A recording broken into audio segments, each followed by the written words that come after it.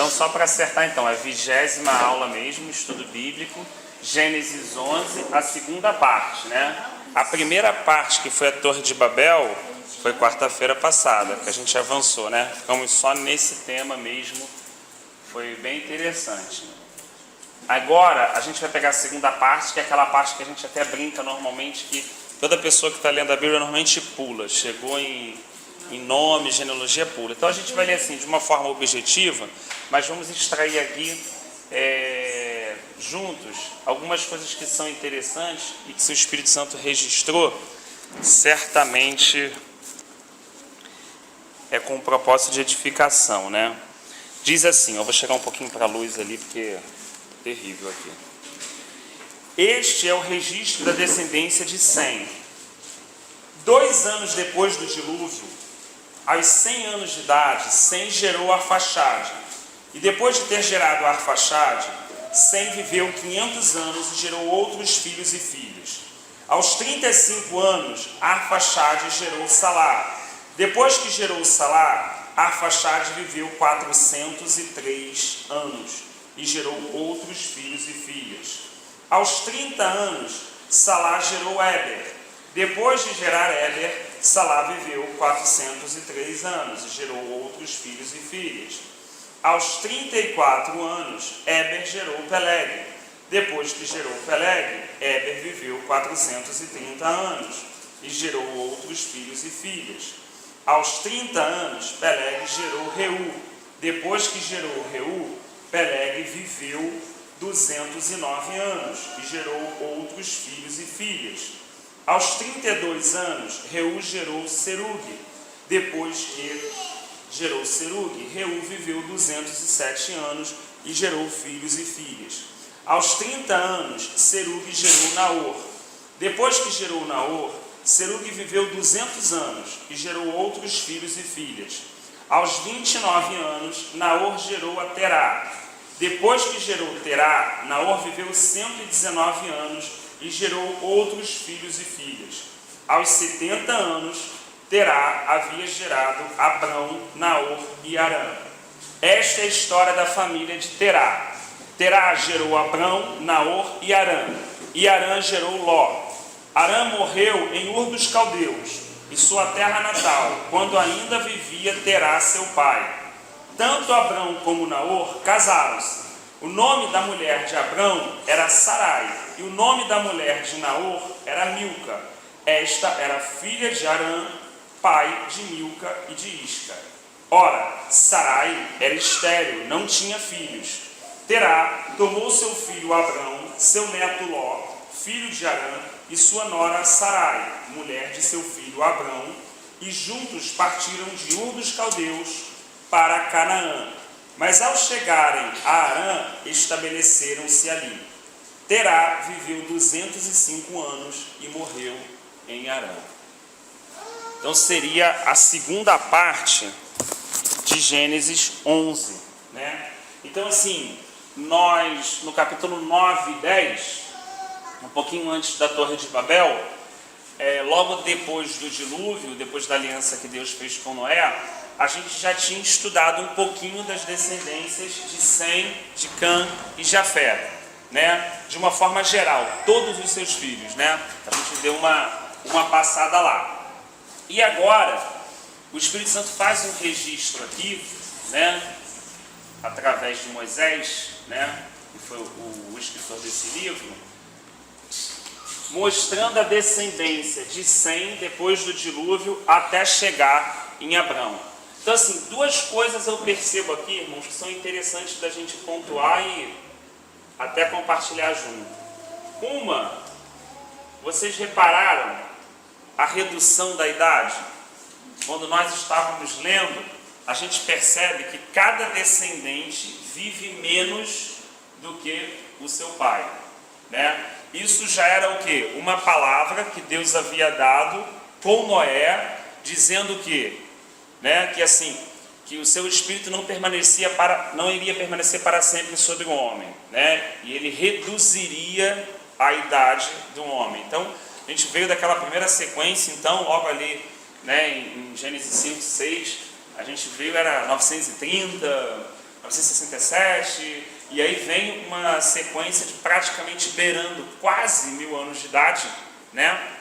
E depois a gente percebe que de Noé, né, em diante agora, essa idade já foi muito reduzida. A gente tem aqui a prova de Abrão, que viveu 180 anos, então essa idade já está bem reduzida mesmo. Então assim, eu pontuo isso porque tudo que Deus fala, ainda que possa parecer naquele momento algo assim, sem importância, né, como foi aquela expressão ali naquela conversa que ele estava tendo com Noé, se cumpre. Sabe? Não existe nada que Deus fale e que o vento leve, que o tempo esqueça, sabe? Não existe nada, ainda que ele seja aquela pequena frasezinha, como acontece algumas vezes, e a gente fala assim, então, mas isso aí, não, mas isso aí não. E aí, sem perceber, a gente já começa a ver o registro e perceber a idade. Se a gente pegar aqui de curiosidade, por exemplo, olha, Terá viveu 205 anos.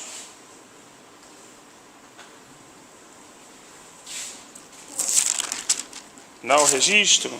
Naor gerou Naor viveu 119 anos e gerou filhas e filhos.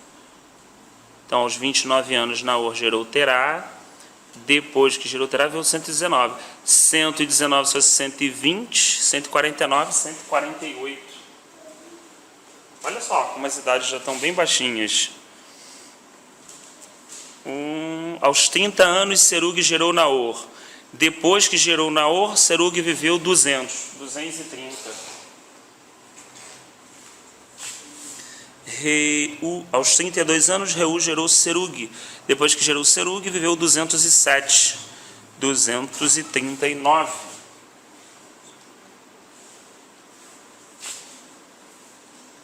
Aos 30 anos, Peleg gerou Reu e depois 209. 239. Igualzinho.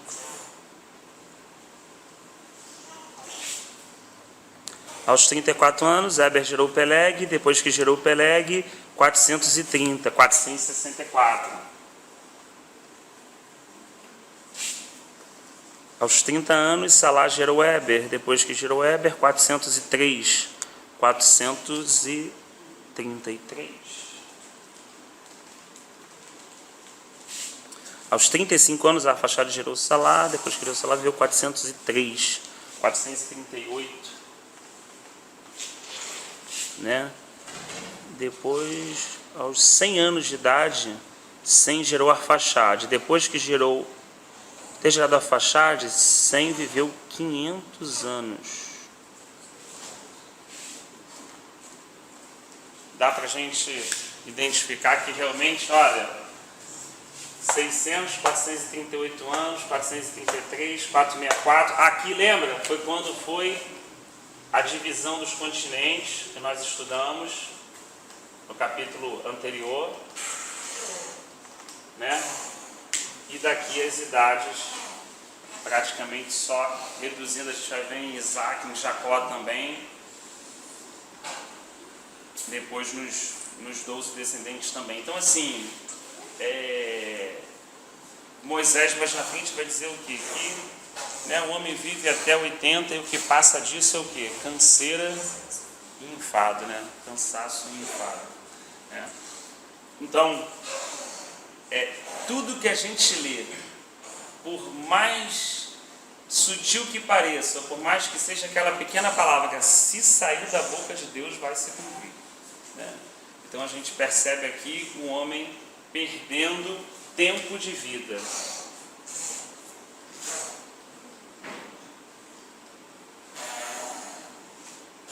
Eu acho que outra pontuação também interessante é a gente observar, né, como Deus sempre procurou trabalhar ao longo da história. A gente percebe que de um homem, que foi Adão, Deus queria gerar o quê? Um povo. O que que ele disse para Adão? Crescei e multiplicai-vos. Ele não queria apenas ter um relacionamento com Adão e com Eva. Ele queria ter um relacionamento com um povo. Deus sempre quis se relacionar com um povo. Deus não queria que só ficasse Adão e Eva ali e Adão fosse o homem de Deus, o homem que esperava Deus na viração do dia. Não, ele sempre quis um povo, né? A gente sabe o que ocorreu, né? Que foi logo bem no início dos primeiros estudos, né? E a gente percebe que em Noé, Deus faz o quê? Reduz então toda a humanidade, né? Com a questão do dilúvio, e parte de novo tudo de Noé novamente. Então, de Noé, Deus espera aqui fazer o quê? Uma aliança para se relacionar com o quê? Com o povo de novo, né? Só que a gente percebe que de Noé, sem Cã e Jafé, a gente percebe o problema que tem com Cã. A gente estudou a divisão, né, das nações na terra, né? As nações, na verdade, que eram descendentes de Cã, amaldiçoadas, estavam na terra dos cananeus. Então a gente percebe todo aquele problema mesmo. E a gente observa agora, de novo, Deus pela terceira vez, escolhendo um homem, para que desse homem pudesse vir um povo novamente. Então, isso é um ponto muito importante, porque é muito comum na nossa caminhada cristã, principalmente quando a gente está buscando a Deus e, sabe, querendo mesmo se entregar para Ele, viver uma coisa bem verdadeira mesmo, é muito comum às vezes a gente se importar com a nossa vida. Falar assim, olha, eu não sei, meu irmão, como está o povo de Deus, eu não sei como a igreja vive, mas olha, eu estou buscando a Deus, né? E ainda que isso em certa parte seja louvável, quando a gente entende que Deus está atrás de um povo, a gente percebe que esse pensamento não é legal. A gente percebe que, na verdade, aquele pensamento do culto de segunda-feira de manhã do retiro é um pensamento correto. Quando Deus falou através do nosso pastor que nós devemos cuidar uns dos outros, né? Na verdade, é isso que Deus deseja realmente. Deus deseja se relacionar com um povo, não com uma pessoa, não com um ministério, né? Não com um dom, não com uma pessoa. O interesse de Deus é se relacionar com o povo. Se Ele não está se relacionando com o povo, mas ainda tem Daniel o justo, amém. Tem Daniel realmente para glorificar o nome dele, né? Tem Sadraque, Mesaque e Abednego. Tudo bem, tem, mas não é a ideia do remanescente. Na verdade, o desejo do coração de Deus é sempre que tivesse um povo e esse povo pudesse se relacionar com Ele, servir e adorar a Ele. Então, assim, a gente poderia pontuar aqui que Deus sonha com um povo. Deus tirou um homem do Egito. Deus tirou o quê? Um povo. A cidade de Jerusalém tem uma casa? Não. O que ele diz lá? Diz que é uma noiva, mas na verdade uma cidade onde há muitas moradas. Então está falando também de um povo. Então, seja as expressões corpo, noiva, que são mais usadas na Nova Aliança, ou na Antiga Aliança, povo, Deus está falando de muitos homens de raça, tribos e nações diferentes. Jesus, quando morreu só por uma pessoa? Não, morreu por todos, né? Então essa ideia é a ideia que a gente percebe que está no coração de Deus, né? Então amar a Deus acima de todas as coisas, o seu próximo como a ti mesmo, é a essência de toda a lei, exatamente por isso. Então Jesus o tempo todo vai usar alguns exemplos práticos, né? Como aquele homem, por exemplo, que havia sido assaltado e estava todo ferido à beira do caminho, o samaritano, né? E na verdade ele está se importando ali com quem é levita, com quem é sacerdote, né? Ele está se importando? Não, ele está se importando com quem poderia pegar aquele homem e ajudá-lo. No final foi um samaritano que fez isso, né? Então assim, olha, eu não estou olhando para essa pessoa levita, se é sacerdote, ele estava falando isso para os fariseus. O que estou olhando é o seguinte, olha, quem é que olha o seu próximo e olha com misericórdia, né? Então assim, Abrão tem aqui um grande chamado, sim. A gente vai começar em Gênesis 12 com esse tema, mas eu queria que a gente ficasse assim com isso na cabeça, né? Você vê que Deus vai fazer, entre 7 promessas que ele faz a Abraão, né, uma que dele sairia um povo, né?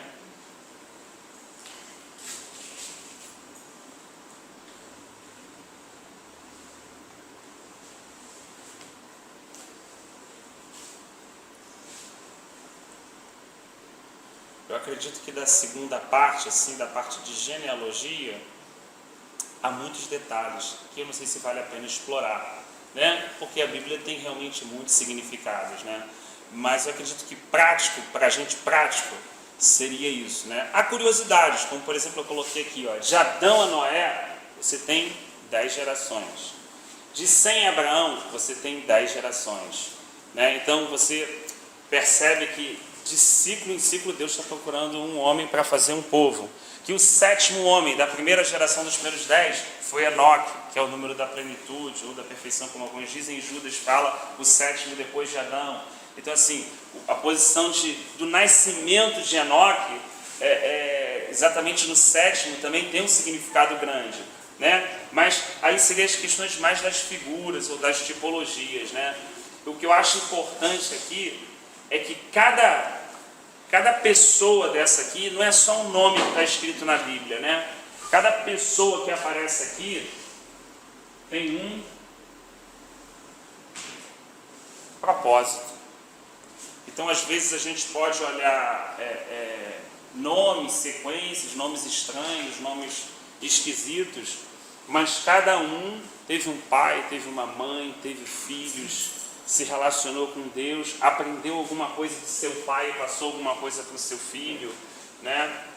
Assim, embora não haja muitos detalhes até Tera, né? Mas é importante a gente perceber que cada um tem um propósito, né? Então Lameque entende isso quando Noé nasce e profetiza sobre a vida dele: não, meu filho vai trazer descanso, né?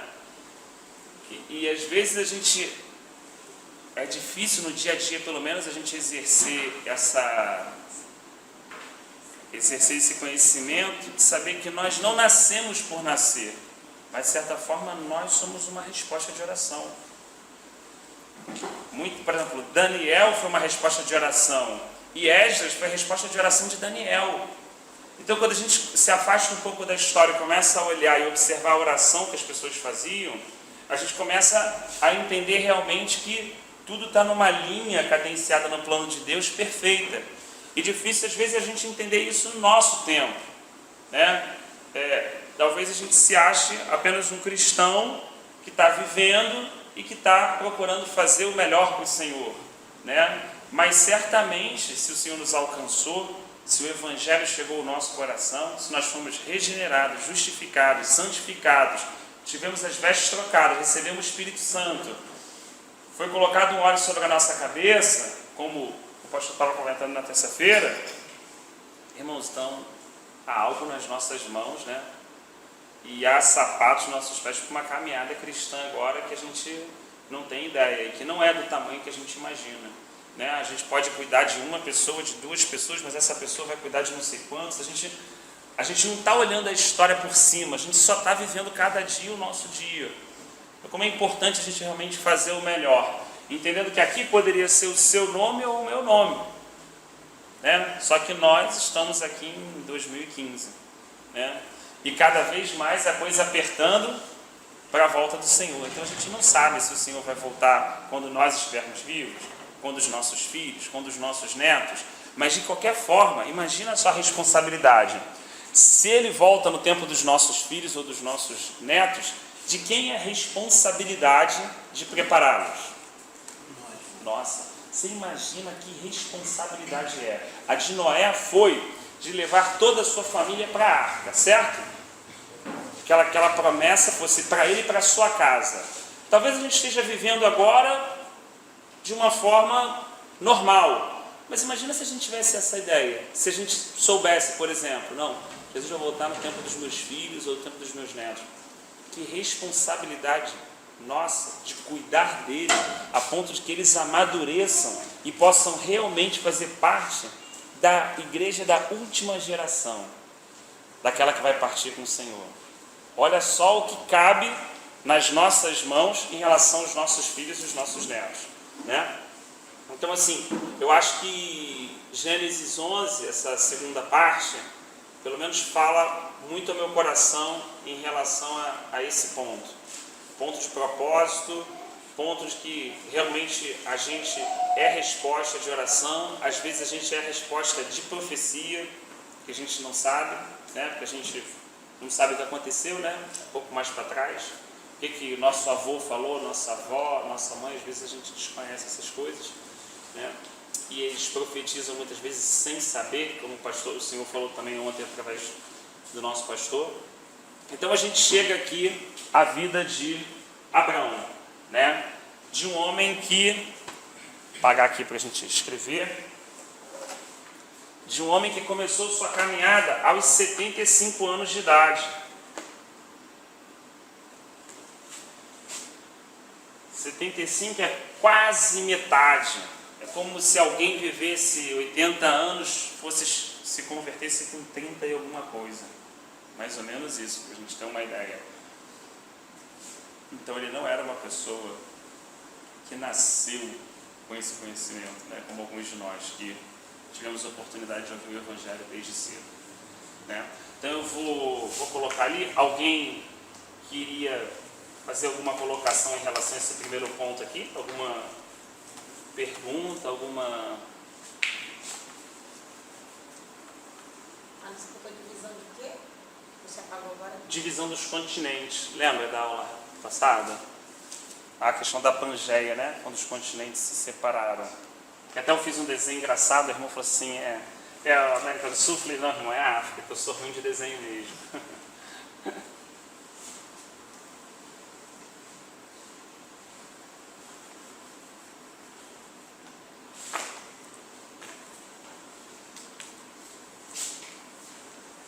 Você vê que a forma, né? Deus havia falado a Adão para multiplicar, espalhar, havia falado a Noé, né? Em Babel a gente percebe que eles se juntando para fazer um grande nome para que não sejam espalhados. Então assim, não resta a Deus, né? Colocando assim de uma forma bem limitada, separá-los através da movimentação de terras mesmo, porque em Babel você percebe que eles contrariam a vontade do Senhor, querendo levantar uma torre para erguer algum nome, para não ser espalhado, quando Deus falou exatamente para encher, povoar e espalhar sobre a terra, né? Então ali acredita-se realmente que tenha ocorrido a divisão dos continentes na forma que é hoje, né? Uma observação. A maioria deles aqui, todos eles geraram filho depois de 30 anos, né? Quase todos aqui. 35, tem também 30 anos, quase todos eles 34, tudo a partir dos 30 que geraram filhos. Mais ou menos quer dizer, agora não, né? Mas lá em Moisés a gente percebe que 12 anos era o direito que o homem tinha de ler a Torá, até hoje, né? O judeu conserva isso, que é o Bar Mitzvah, e a maioridade do judeu é 30 anos, quando ele inicia o ministério dele, como foi no caso do próprio Senhor Jesus, né? E 60 anos era o tempo em que o levita deixava de exercer o seu ofício. Então, em torno de 30 anos, mais ou menos, essa idade reprodutiva da época. O que a gente vai tocar agora aqui em Gênesis 12, né, é que, olha só que interessante, isso era aos 30. Abraão é chamado aos 75 e não tinha filho ainda. Então Deus já tinha um propósito, né? Deus faz algumas coisas na nossa vida muito antes da gente conhecê-lo. Deus havia fechado a madre de Sarai antes de Abraão ter conhecido ele. Porque Deus tinha um propósito nessa situação. Então, assim, às vezes a gente fala assim, não, Deus começa a agir quando a pessoa conhece ele. Deus começa a agir de uma forma diferente, porque aí existe um relacionamento. Mas Deus, na verdade, já está agindo antes dessa pessoa conhecer a ele. Porque muitas vezes ele cria os percalços para que essa pessoa, através dessas circunstâncias, chegue a ele e conheça ele. Então, assim, Deus já está cuidando da gente desde que a gente saiu da madre da nossa mãe, né? E às vezes nossa história não começou só ali, quando a gente, né, foi recebido por Cristo. Ela começou muito antes, né? Então Sarai já tinha madre fechada, e toda a descendência aí com 30, 35 já tinha filho, e Abrão já com 75 tinha essa dificuldade, né? Pelo menos você imagina aí, ó, aqui ele já estava 45 anos tentando ter filho, aqui 45, né?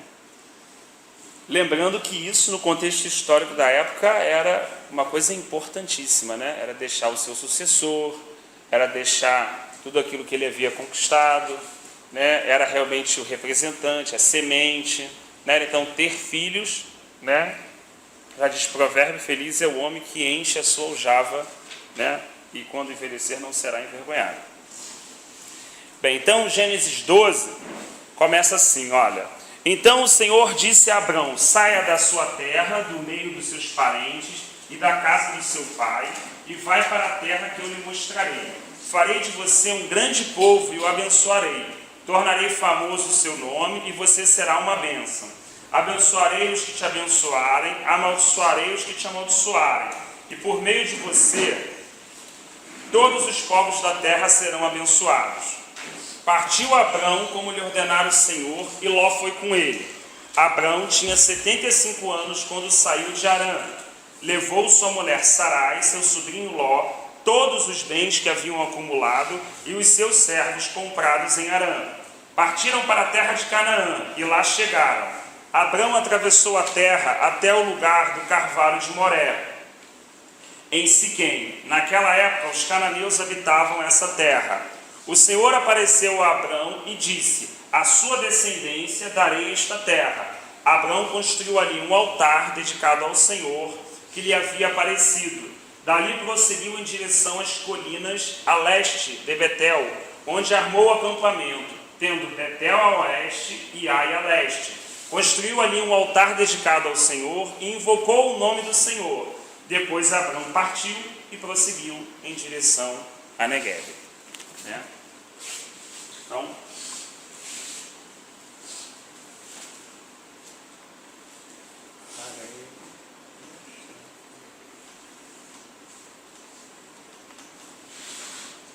lembra do que a gente comentou? Olha a primeira promessa.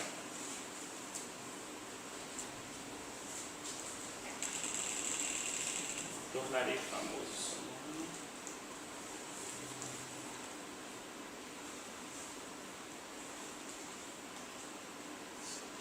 Você será uma bênção.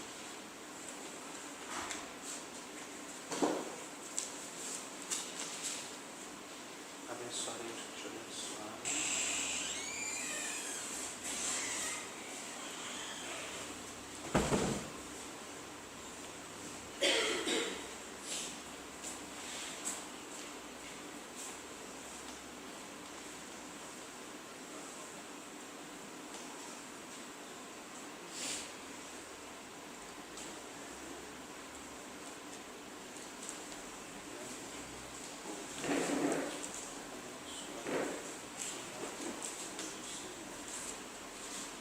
Será uma bênção.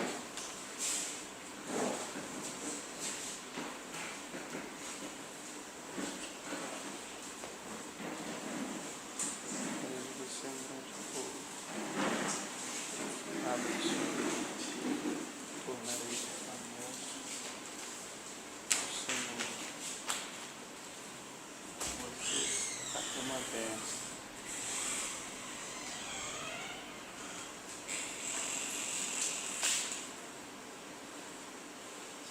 Por meio de você, todos os povos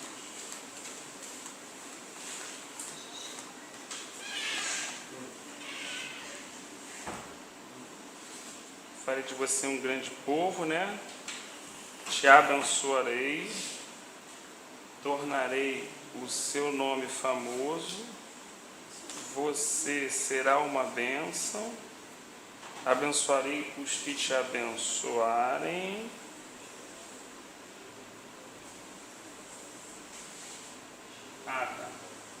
e amaldiçoei os que te amaldiçoarem.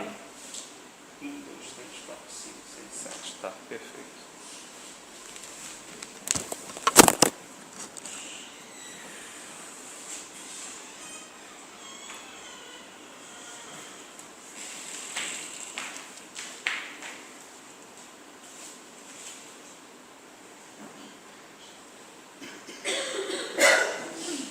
Então aqui eu queria pensar junto com vocês o seguinte, irmãos.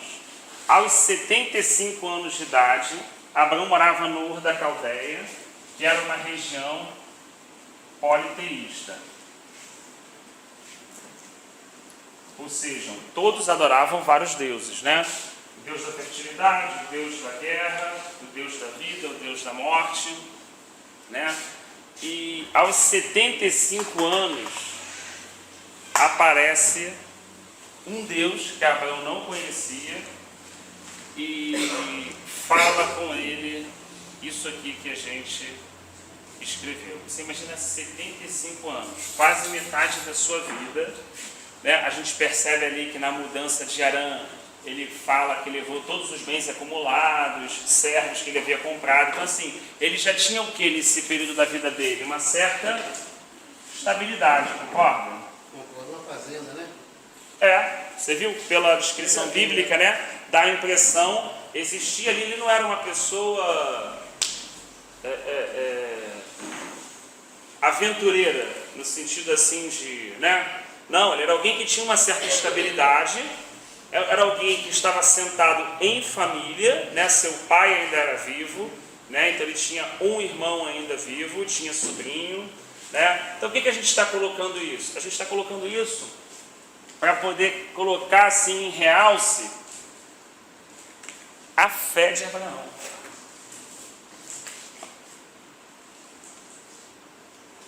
Porque uma coisa é você não ter nada e largar o nada. Outra coisa é você ter 75 anos de idade, estar bem estabelecido, né? Estar, né? Estável, estar em família, né? E de repente aparece um Deus que você não conhece e ele se revela a você e ele diz para você: sai da tua terra, do meio dos teus parentes e da casa do teu pai. Então são três exigências: sai da sua terra, da sua parentela e da casa dos seus pais. Então Deus queria começar algo novo com um homem e queria começar a zerar tudo que esse homem tinha, mesmo aos 75 anos de idade, e começar tudo de novo, começar tudo do zero, uma nova vida. E diz para ele: sai dessa terra. Você imagina, tem alguns documentários que mostram, de 1922 a 1944, né, foram feitas várias escavações que encontraram algumas cidades que entende-se que era da época de Ur da Caldeia, né? E eram cidades que tinham um certo desenvolvimento para a época. Então assim, só para a gente também poder contextualizar no tempo de hoje, uma coisa é você estar numa cidade no sertão do Nordeste e sair. Outra coisa é você estar numa cidade bem estruturada, com tudo que você precisa, numa cidade que, contextualizando para hoje, tá? Você tem água, você tem luz, você tem gás, você tem telefone, você tem internet, você tem segurança pública, você tem escola particular, você tem posto de saúde. Concorda que você viver numa cidade assim é totalmente diferente do que você viver numa cidade do meio do Mato Grosso do Sul que não tem nada? É mais fácil uma pessoa sair do nada, concorda? E vir arriscar a vida numa cidade estruturada, concorda, irmãos? Do que alguém sair de uma cidade estruturada e ir para uma cidade que não tem nada, nem água. Se a gente pensar um pouco assim, que às vezes a gente lê e já fica com aquela visão de Abraão, às vezes dificulta um pouco a nossa interpretação mesmo do texto, né? Então assim, a gente sofreu aí fluxo de imigração e viu muitas pessoas do Nordeste para cá, porque não tinham chance, não tinham oportunidade. Então elas vinham no sentido de procurar algo o quê? Melhor. Aqui a gente está vendo um fluxo inverso. A gente está vendo um homem que tem bens, que tem estrutura, que tem parente, que tem uma cidade bem estruturada da época, para sair e ir para onde? Para um deserto? Por nada. Por nada? E como você que hoje vai soltando atrás. Mas olha que interessante. Isso não parece com alguma coisa que Jesus Cristo ensinou? Não lembra exatamente o Evangelho? Por isso que Paulo em Gálatas diz que Deus na vida de Abraão prenunciou o Evangelho. Porque hoje o falso Evangelho diz para você sair do Nordeste e vir para cá se dar bem. Você não tem chance nenhuma, não tem nada e vem para onde tem. Esse é o falso evangelho. É o fluxo normal de um ensinamento do mundo, do sistema mundano. É apenas uma mensagem do mundo se passando por evangelho. Mas na verdade, a verdadeira mensagem está em quê? Olha só, você tem estabilidade, você tem segurança, você tem família, você tem, né? E agora eu chamo você para não ter. Eu chamo você para sair de tudo que você acredita, chamo para você sair da sua segurança, sair dos seus bens, sair da sua confiança, sair da sua estabilidade, sair da terra que você conhece, sair das pessoas que você conhece para ir para uma terra que eu ainda vou te mostrar. E você concorda que quando o coração desse homem crê nessas palavras e começa a se mover nessa direção, ele está se tornando o pai da fé. Porque é mais do que não saber do que vai encontrar na terra. Porque de fato aqui ele tinha. Ele podia falar o quê? Deus, me abençoa aqui mesmo. O Senhor é mais um Deus. Eu tenho aqui vários deuses. O Senhor apareceu mais um. Por que o Senhor não me abençoa aqui? Aqui existia uma linha de corte na vida de Abraão. Até esse momento, Abrão, né? E eu fico me pensando muito, eu fico pensando assim, Deus, se fosse eu, não. E aí houve uma tremenda guerra aí também, que o irmão dele, da família, não queria que ele fosse. Você imagina, bem lembrado,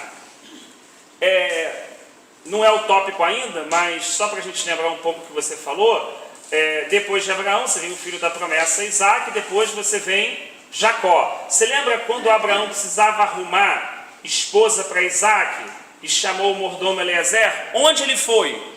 Abraão não podia voltar para aquela terra, porque Deus havia falado com ele a respeito disso. Mas ele manda o seu servo Eleazar para onde? Vai para Labão, né? E quem era Labão? Olha aqui, ó. Apagamos aqui, puxa vida. Se você tem Terá, você tem Abrão, Naor e Arã. Um estava morto. Era descendência de quem? Daqui de Naor. Ele vai achar Rebeca onde? Aqui, ó. Na linhagem da sua própria casa. Daqueles que tinham ficado lá. Então, olha só. Você imagina qual era a importância de uma família nessa época. Se a gente hoje, você tem uma família, você tem famílias conhecidas, né? Mas hoje isso já caiu muito, mas isso era há 30, 40 anos atrás, ainda era importante. Você imagina nessa época uma família, donos de ovelhas, donos de terra, donos de tudo. Você imagina a importância dessa família estar fechada.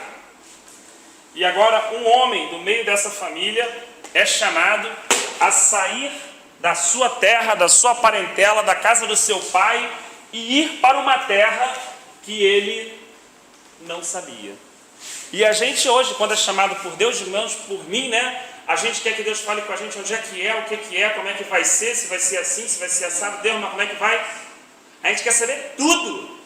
Para ter o quê? Um mínimo de segurança dentro do nosso coração, às vezes para poder se lançar. Quando na verdade, quando a gente observa realmente um princípio, uma essência, a gente percebe que quando uma pessoa quer de coração se relacionar com Deus, ela não quer saber nem para onde ela vai ir, onde ela vai parar. Ela só quer caminhar debaixo da orientação desse Deus. Aonde ela vai terminar, aonde vai acabar a vida dela, onde ela vai fechar os olhos, ela nem se importa. Porque no meio desse relacionamento de fé, essa pessoa vai abrir os olhos e vai entender que a verdadeira segurança, a verdadeira estabilidade, a verdadeira família está nesse Deus. Isso é um caminhar cristão. Não é uma coisa assim, que acontece num culto, que acontece num momento.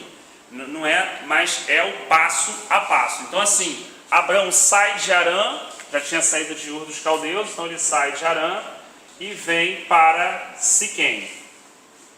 Então ele chega. Quem estava em Siquém? Os cananeus. Quem eram os cananeus? Descendentes de Cã, que haviam sido amaldiçoados por seu pai Noé. Que estavam naquela terra, mas não eram os donos da terra. O que Deus falou? Queria dar toda essa terra a quem? A Abrão, que era filho de Terá, que era descendente de Sem, que Noé havia profetizado o quê? que Cã seria escravo de Sem. Então assim, irmão, o que Deus fala, mais uma vez, ou que Deus usa a boca de um homem para falar, não tem erro. Isso vai acontecer, ainda que no momento em vida não ocorra, ainda que fiquem 430 anos escravos, mas uma hora eles vão ser tirados e vão ser colocados nessa terra, onde Deus prometeu. Então assim, é claro que a gente vai ver alguns princípios importantes para a gente poder não ratear, mas essas 7 sentenças que Deus fala a Abraão são importantes. Então Deus fala, olha, eu farei de você um grande povo. Então mais uma vez, primeiro em Adão, depois em Noé, agora em Abraão, Deus está preocupado com um povo. A primeira coisa que ele fala, né? Eu te abençoarei. Então olha só, vamos lá, vamos só fazer um check, né? Isso aqui aconteceu? Isso aqui aconteceu? Ele fez de Abraão um grande povo? Ok, como fosse um amém. Ele abençoou Abraão? Sim. Ele tornou o nome de Abraão famoso? Bem, até hoje, 4.020 anos depois, quantas pessoas conhecem Abraão? E quantas pessoas eu e você conhecemos dessa época? Nenhuma, pelo menos eu. Né? Ok. Falou que ele seria uma bênção. Abençoarei os que te abençoarem e amaldiçoarei os que te amaldiçoarem. A gente vê pela história de Abraão claramente isso. E por meio de todos os povos, por meio de você, todos os povos serão benditos. Então, a parte de Deus está feita? Sempre vai estar Completinha. Sempre. Se eu tenho 3 deveres e Deus falou 7 coisas, eu não preciso me preocupar com as 7 de Deus. Eu tenho que preocupar com as 3 minhas. Porque as 7 de Deus não vai cair por terra. Nem na minha, nem na tua vida. A gente fala assim, Deus, será que tu vai fazer? Deus, será que vai fazer? Se Deus pudesse, que Deus não é assim como a gente é, mas se Ele fosse, eu falo assim, parceiro, fica preocupado com o teu. Eu sou Deus, o meu não vou falhar. E o teu, como é que está? O meu não vai cair por terra. Eu sou Deus fiel, não sou homem para que minta, nem filho do homem para que se arrependa. O que eu digo, a palavra que sai da minha boca, não volta para mim enquanto ela não fizer aquilo que eu determinei para ela. Eu paro o sol, eu puxo estrela, eu esquadrinho o planeta. Foi o que ele estava argumentando com Jó. Jó, legal, você está num caos, eu sei, mas cinja aí os teus lombos que eu vou fazer algumas perguntas para você entender no meio do caos quem você é, mas quem eu sou, Jó. Sou bem maior do que você imagina.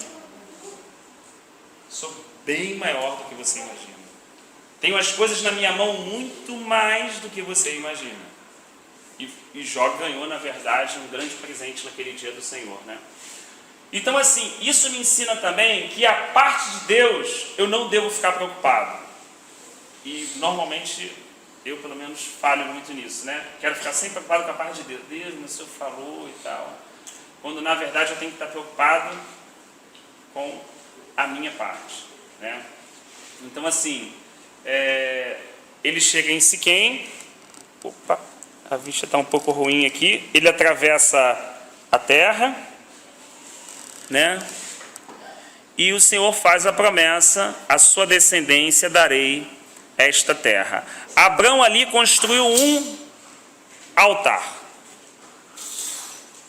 Então, que eu tenha recordação bíblica, tirando o caso do sacrifício de Noé, da aliança feita, onde Deus respondeu com a questão do arco-íris, tá? E a questão de Abel, mas que não era bem o altar, na verdade ele estava trazendo primícias, né? Sacrifício de sua primícia.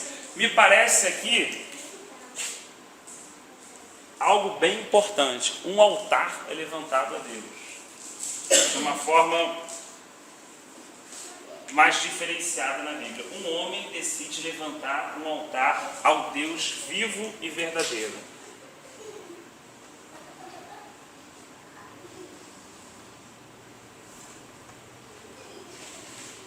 Olha a importância do altar, né?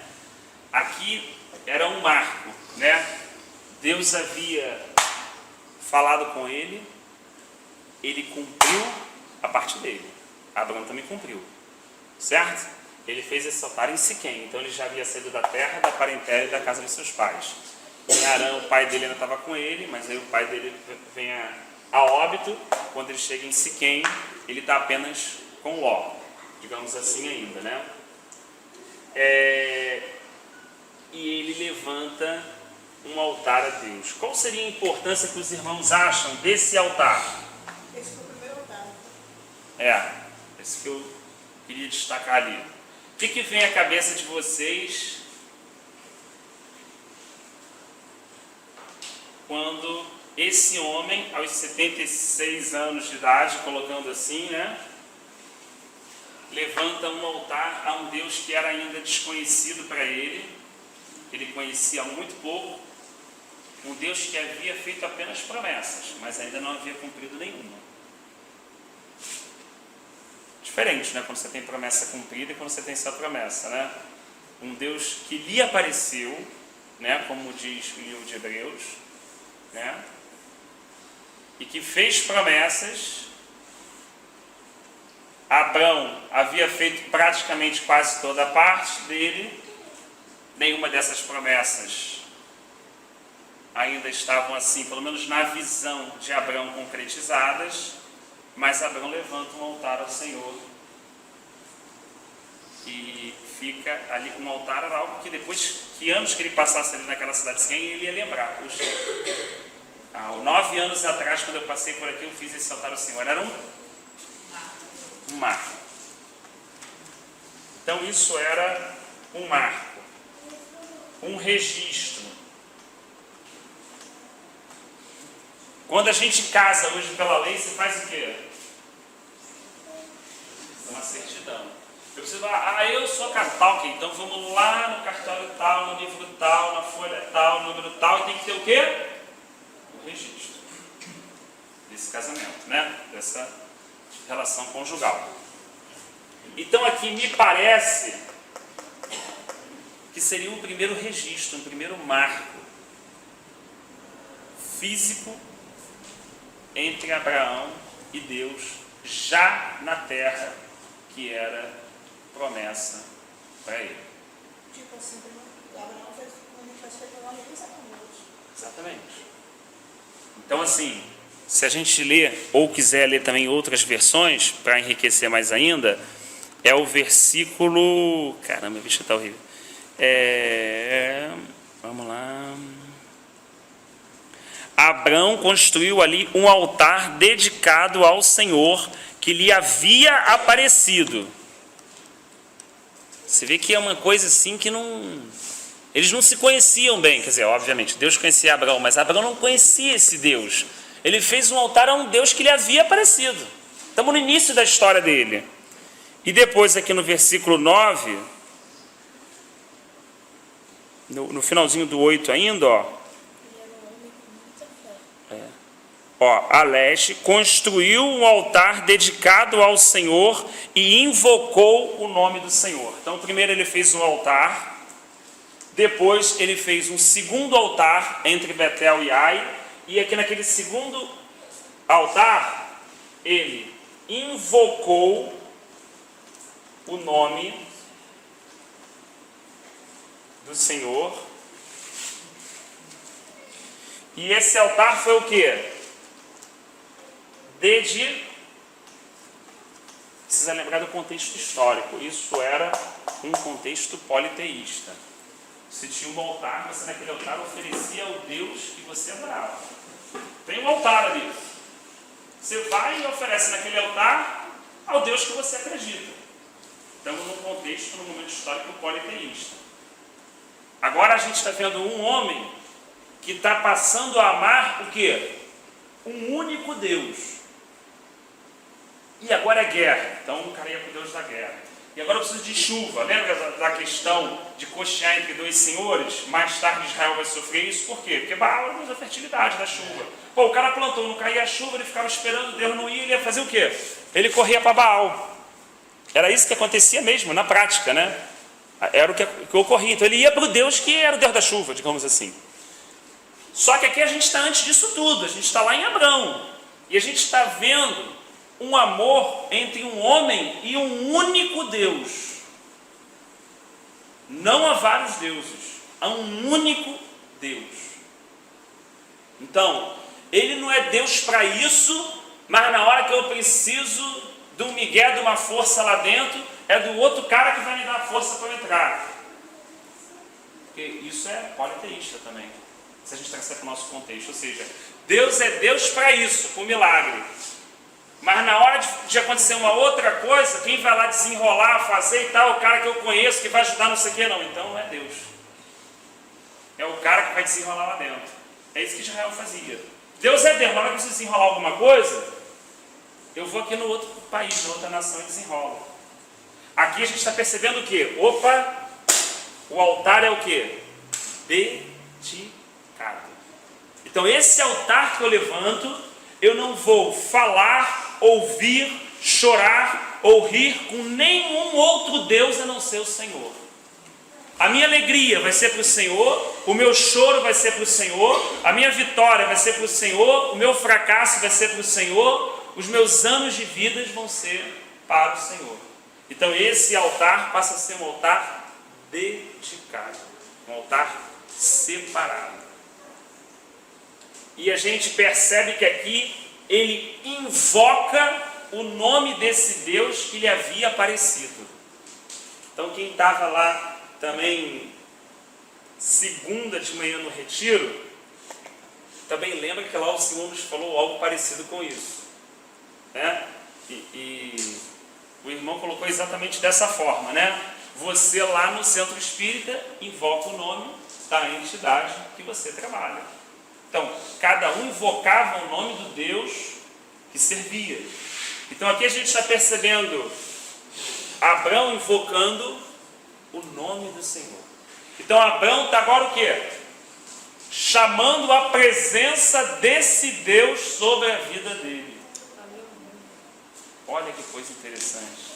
Abrão está fazendo, literalmente, ele foi muito mais do que uma troca. Ele deixou sua terra, sua parentela, seu povo, sua estabilidade, sua condição, sua segurança e trocou tudo isso pela presença de um Deus que havia aparecido a ele e fez um altar dedicado ou uma aliança com esse Deus. Olha que coisa tremenda. Não estamos falando de religião, não estamos falando de ser evangélico, não estamos falando de nada disso aqui. Não estamos falando de frequentar culto, não estamos falando de levar a Bíblia debaixo do braço, não estamos falando de falar em mistério, não estamos falando nada disso. Estamos falando amor exclusivo a um único Deus, que é o Criador dos céus e da terra.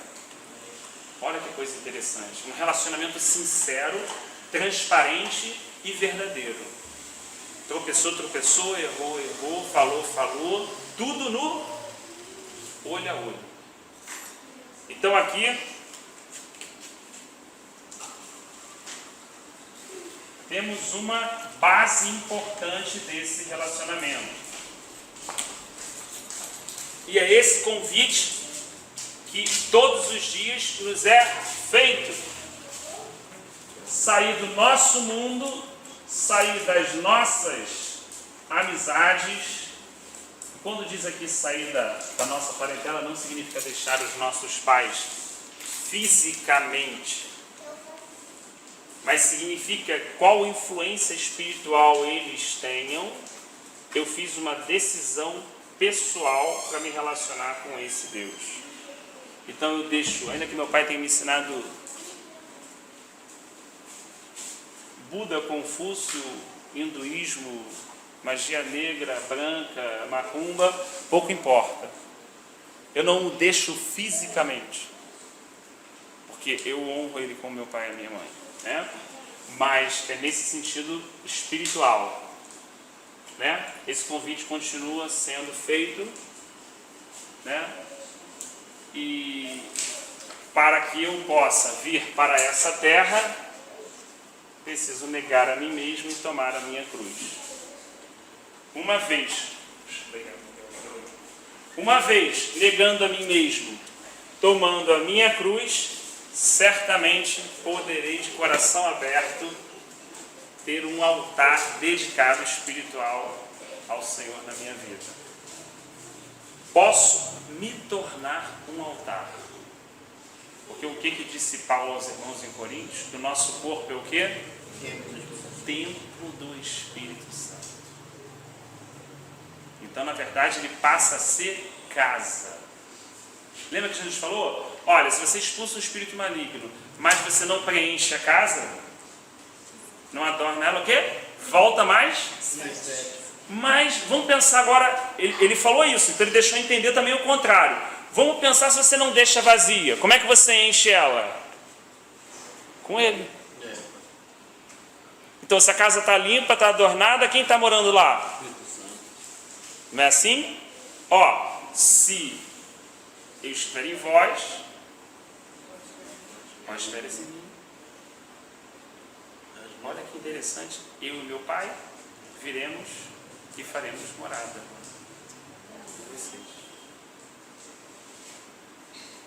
Então, assim, então estamos falando aqui, olha só, de um estar no outro, não parece uma relação de homem e mulher? Né? Não parece de uma relação de casamento, de exclusividade, não é assim? É exatamente esse tipo de relacionamento aqui, né? Que Abraão está firmando com Deus, nesse momento da sua caminhada. No início, primeiro ano. Muita fé, não é, irmãos? Olha o que diz no livro de Hebreus a respeito dessa decisão que ele tomou. E isso,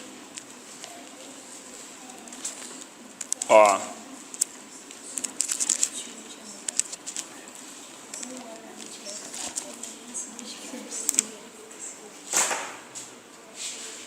tá? Eu acho. Ah, pode ler, irmã? Você já achou? Pela fé, ofereceu Abraão a Isaac quando foi provado. Isso? Mas alguma antes fala um pouquinho dele?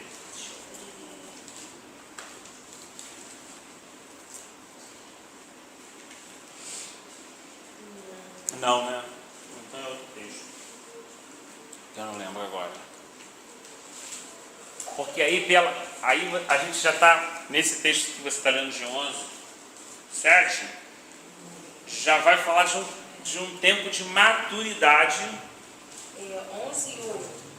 Pela fé, Abraão, sendo chamado, obedeceu, indo para um lugar que havia de receber por herança, e saiu sem saber para onde ia. Pela fé, habitou na terra da promessa, como em terra alheia, morando em cabanas, como Isaac e Jacó, herdeiros com ele da mesma promessa. Olha que lindo, olha que lindo, olha que coisa linda, olha que coisa linda. Ele tinha casa, ele tinha terra, ele tinha ovelha, ele tinha propriedade, ele saiu de tudo isso para morar numa cabana com seu filho e com seu neto, tendo aquela terra como promessa, mas que ainda no momento em vida não era dele. Ele habitava em cabanas, mas poxa, ele podia estar lá, olha aqui, ó, podia estar bem, ele podia estar confortável, ele podia certamente aqui tocar a vida dele o quê? Numa boa. Estou estruturando aqui, agora já montei isso, estou com esse esquema aqui, agora já está tudo mais ou menos formado, agora é só benção. E é essa segurança que nós buscamos, que o Espírito Santo não hesita em destruir. Não hesita. E a gente vê N circunstâncias que nós vivemos na vida prática, né? Nós achamos que aquilo vai salvar, e chega na hora o cara fala, ih rapaz, esse plano aqui não aceita. Nós achamos que aquilo vai resolver, mas na hora fala, tem um probleminha aqui no documento que não devo fazer. Não é assim? Para quebrar exatamente, olha aqui, ó, esse modo pensante aqui, ó, que na verdade representa aqui o modo que nós vivemos no mundo antes de conhecer a Cristo. Nós temos as nossas maneiras de vencer, de lutar, de batalhar, de conquistar, de conseguir. E parece aos olhos do mundo que largar isso e estar numa cabana morando com seu filho e com seu neto é uma loucura, como diz disse Paulo também aos irmãos de Nova Aliança. Isso é uma loucura. Pô, isso aí não faz sentido nenhum, cara. Que Deus vai pedir um negócio desse, cara? Que Deus é esse, né? Que Deus é esse, rapaz? A gente pede a Deus para chuva, para vencer guerra, para fazer isso. Meu irmão, tu vai largar dinheiro e tal, saúde, pô, tu vai largar tudo, parceiro, que já está montado lá onde tu mora, para vir para um lugar, morando de cabana, cara. Romanos 4 também. Fala. Ah, então dá uma lida também. 4 de Romanos fala sobre Abraão. Não, só Ah, tá. estou citando, fala exatamente sobre isso, que ela foi dada por justiça, Abraão foi sair da terra de Deus.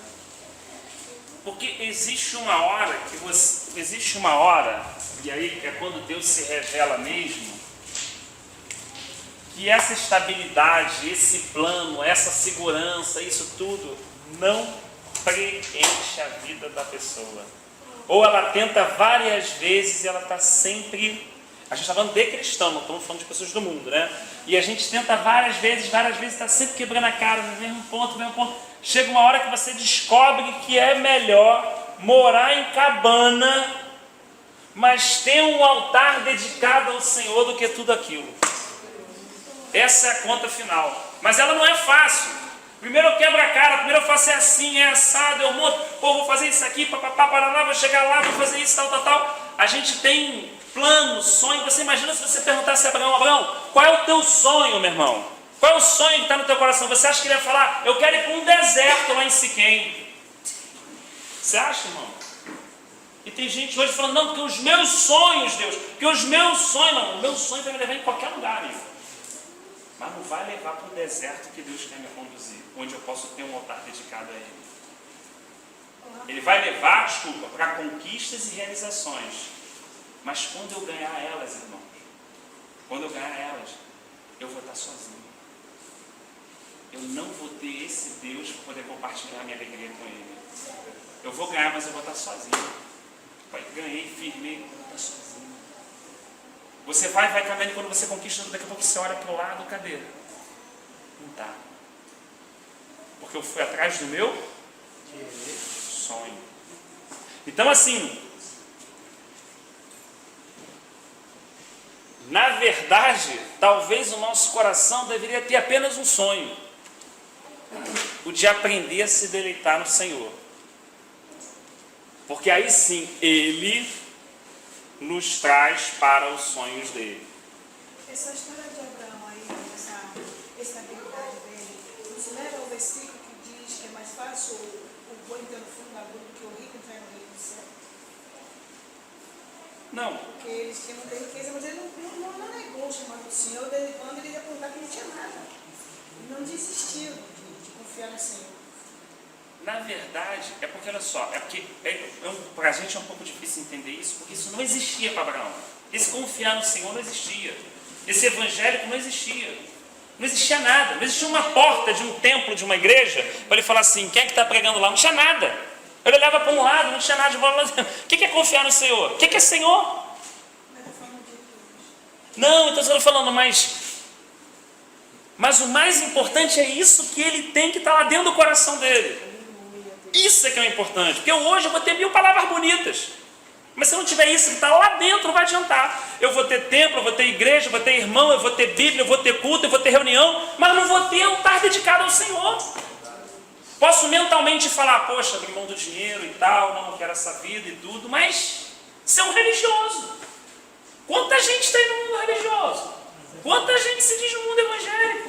Quanta gente abriu mão de até algumas coisas? Mas depois, no fundo, existia um sonho. A pessoa queria ser alguém no reino de Deus. Ela queria ser o ministrador, o cantor, o fulano, o cicrano, o cara que tem 1000 membros, o cara que tem não sei o que. Então ele já foi. Quando ele olhou para o lado, ele conquistou tudo. Mas quando ele olhou para o lado, não tem mais aquele Deus. Porque ele correu atrás do sonho dele. Então assim, que parâmetro de sucesso a gente usa hoje? Que parâmetro de sucesso Deus usa? Porque aqui você está vendo um homem sem filho num deserto. E Deus está provando ele. E às vezes tu está tendo um homem cuidando de 1000, aparecendo em tudo que é lugar e Deus não está nem com ele. Entendeu a situação, como é que ela é crítica? Não dá para olhar com a lente de Ur da Caldeia. Não dá para olhar com a lente de Arã. Porque o parâmetro de sucesso aqui não é o parâmetro de sucesso aqui. Agora é um cara que hoje, dependendo do evangelho, ele fala assim: meu irmão, tu tá fraco, parceiro. Tu tá fraco, tu perdeu tua casa, tu perdeu teus bagulho ali, tu tá morando em cabana, andando pra lá e pra cá, e esse Deus é fraquinho, parceiro. Você está em pecado. Tu tá em pecado, tá alguma coisa aí que tá estranha pra você. Tu tá aí até hoje, tu não teve filho e tal. Se Deus aí, não, larga e pega outro. Não é o que se diria de uma pessoa assim? Não é? Só que Deus está olhando e está falando que a irmã leu ali, ó. Pela fé. Ninguém vê. Porque ele está falando, está em oculto. Pela fé. Olha lá, foi imputado como justiça. Romanos. Celestial, ninguém está vendo.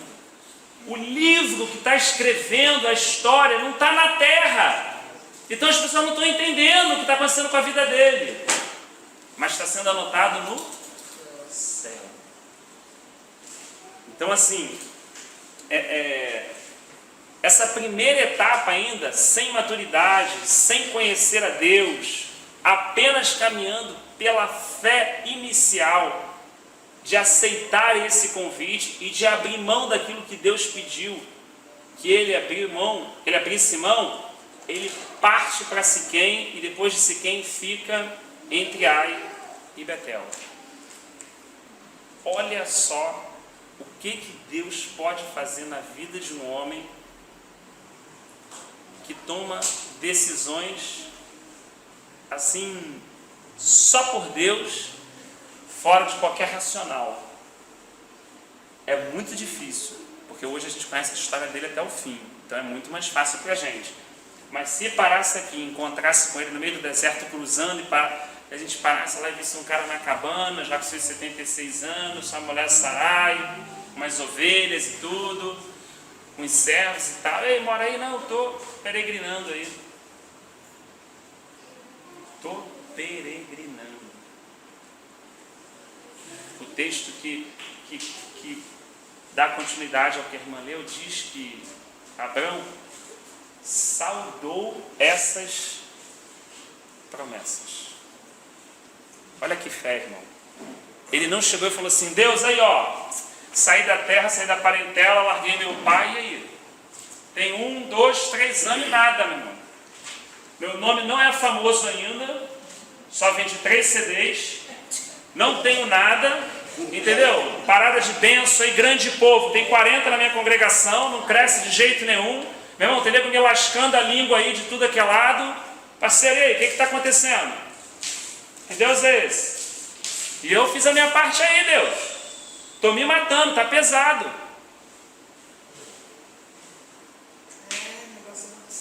Só que Abrão peregrinou. Ele andou no que iria ser dele, sem desejar que o fosse. Até comprou com moedas a caverna de Macpela para enterrar Sarai, numa terra que por promessa era dele, não quiseram nem pagar. Mas ele pagou porque ele assim, é uma promessa, é minha. Ah, não se concretizou, está aqui, ó. Comprar para enterrar minha esposa ali só. No final, toda a minha descendência, meus filhos vão morar aqui. Mas eu estou saudando essas promessas, porque nesse relacionamento que eu tive com esse Deus peregrinando, eu já enxerguei uma pátria celestial muito maior. E sei quem foi o arquiteto e construtor dela. E é para lá que eu estou indo. Então, parceiro, vocês aí, ó, terra e tudo, vocês fecham aí um abração, que eu estou partindo para lá. Esse Deus que me chamou, o quão ele é grande, o que ele tem de alegria, de paz, de comunhão, o que ele preenche a minha vida, como ele colhe a minha lágrima, como ele me ajuda, como ele fica do meu lado ombro a ombro, como ele é presente no momento da tribulação, da angústia, como ele me entende, como ele me ama. Eu não vou achar nada e nem ninguém aqui embaixo parecido. Eu já me decidi E por isso que um dia eu saí daqui. E não é ali que eu vou ficar fazendo questão de terra, disso, daquilo, de não sei o quê. Então assim, ó, estou partindo. Estou fazendo a minha caminhada, a minha peregrinação. Né? Ele só ajeitava as coisas ali para a promessa. E rapaz, Isaac, botar as coisas que ele alinhou, porque ó, o resto eu já vou subir. Esse relacionamento foi crescendo. E mesmo sem querer adiantar o próximo capítulo, que seria mais para frente, né? Mas para a gente ter um parâmetro, para não ficar um pouco solto em relação ao exemplo que eu estava dando, né? De uma pessoa barganhando por essas coisas, Deus aparece de novo, estamos com 76 aqui, né? Deus aparece de novo quando ele tem 99 anos de idade.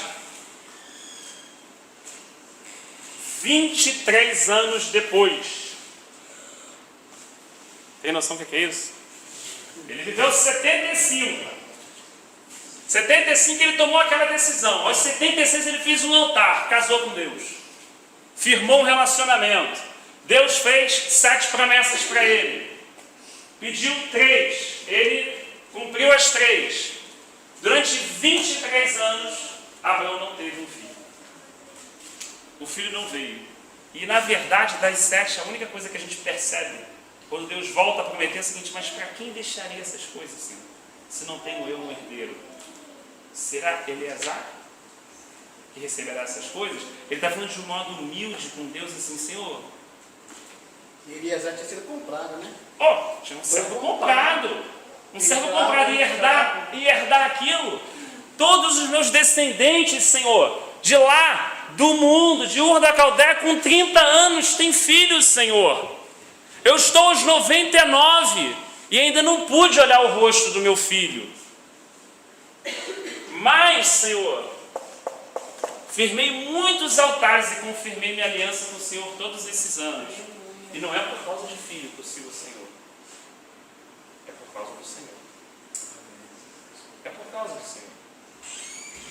Então Deus aparece na casa dele aos 99 anos de idade, acompanhado de 2 anjos. E Abraão olha aqui e fala assim: é o Senhor. Porque depois de 23 anos ele tinha um relacionamento com Deus. Ele não era igual o Emaú, que está conversando com Jesus e não sabe nem quem é. Ele bateu o olho, Jesus está visitando a nossa casa. Jesus vai entrar na nossa casa. Ele veio visitar lá em casa. Ele estava um tempinho sem ir lá em casa.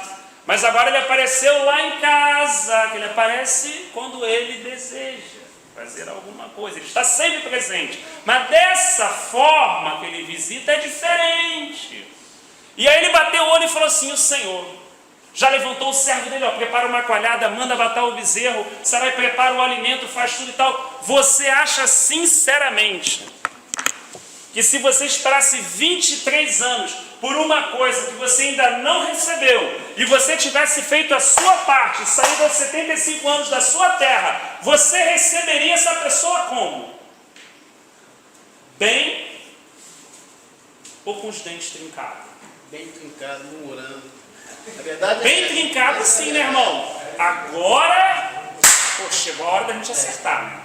Agora, beleza. Agora, não faz coalhada, não faz nada, não. Puxa 2 cadeiras aqui pra gente conversar. A realidade é essa. Né? Se a gente não for hipócrita e tal, negócio de religião, de evangélico e nada, se for verdadeiro, vamos sentar aqui. Porque olha só, fiz a minha partezinha. Larguei tudo. Abri mão pra Ló. Fiz a minha parte, fui lá e ainda resgatei meu sobrinho. Fui intercessor. Abençoei aqueles que estavam à minha volta. Caminhei tudo direitinho. Fiz tudo direitinho. 23 anos passaram, eu estou olhando aqui, meu irmão, e a barriga da minha mulher não cresce. Como é que a gente fica nessa parada? Esse é o coração de alguém que realmente se relaciona com a mão de Deus. Com o que Deus faz. Agora, quem se relaciona com o coração de Deus é diferente. Parceiro, sim, 23 anos não vê, porque Deus sabe porque não veio. Mas olha só, se Deus está vivo, vamos preparar o melhor. Bota as cadeirinhas aqui. tal, coalhada, bezerro, tudo e tal. Quando o Senhor entrou com os anjos, ele pegou os alimentos e fez o quê? Serviu uma mesa e ficou como, irmão? Sentado quietinho, sem falar nada. Sem cobrar, sem mencionar nada, só como um servo inútil e sem valor, que preparou a mesa do seu Senhor comer. As pessoas podem olhar e achar que eu sou o dono da casa e o dono de tudo, mas quando meu Senhor entra, eu sou o servo. Eu boto e fico calado, como um escravo sentado ao lado da mesa. Aleluia!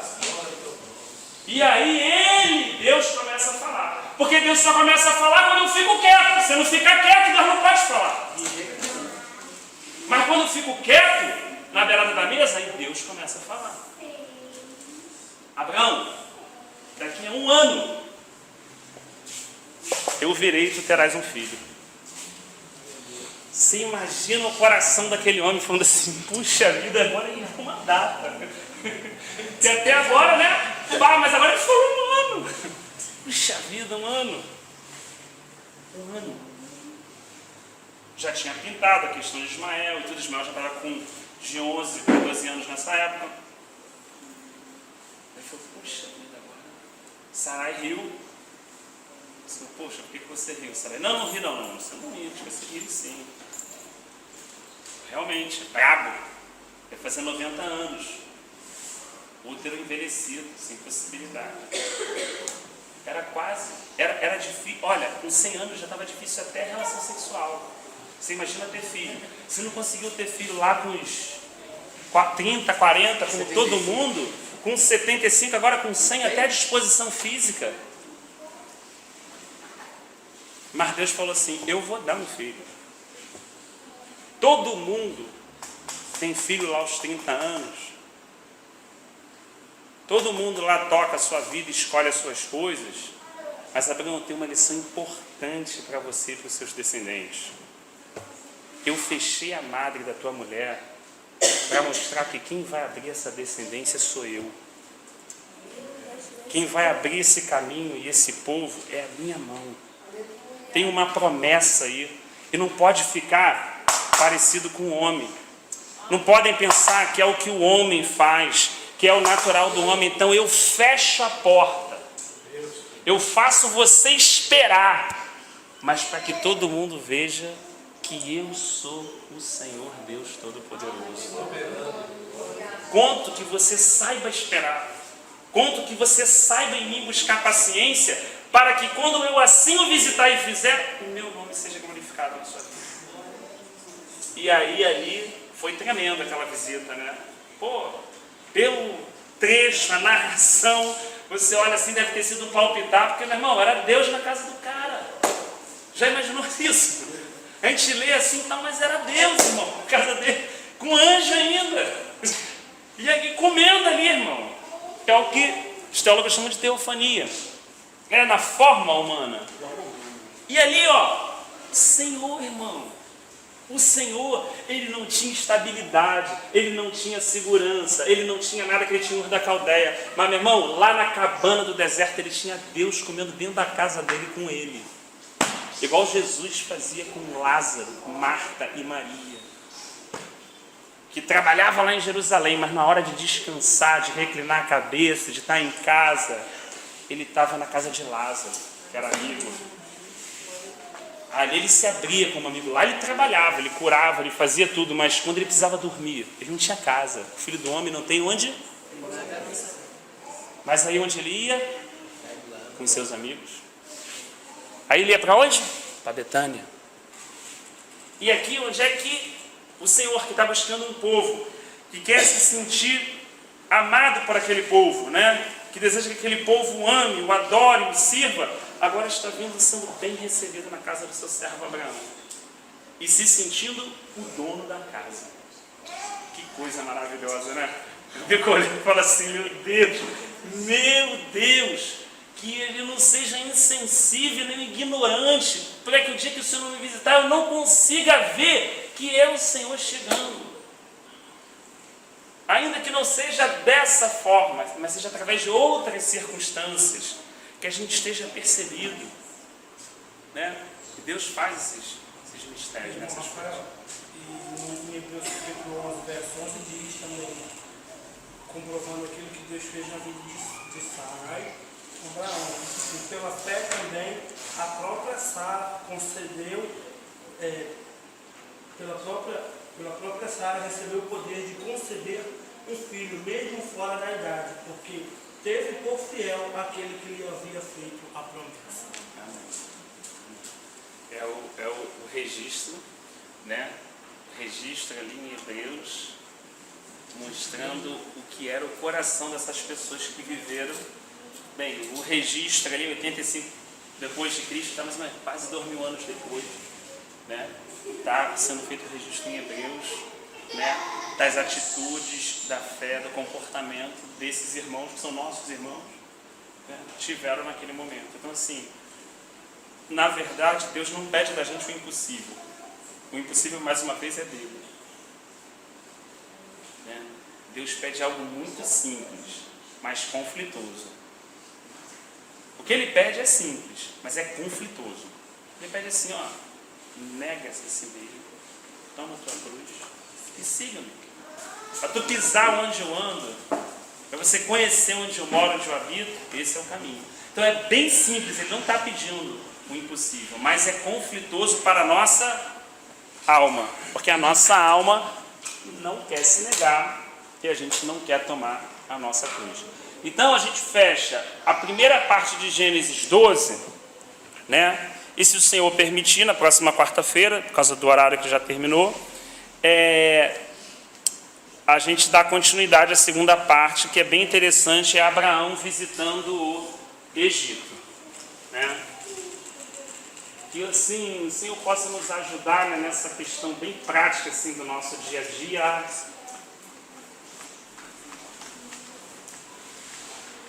Perceber que esse tipo de relacionamento não mudou, né?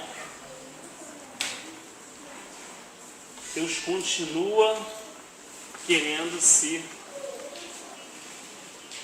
relacionar com o seu povo, né?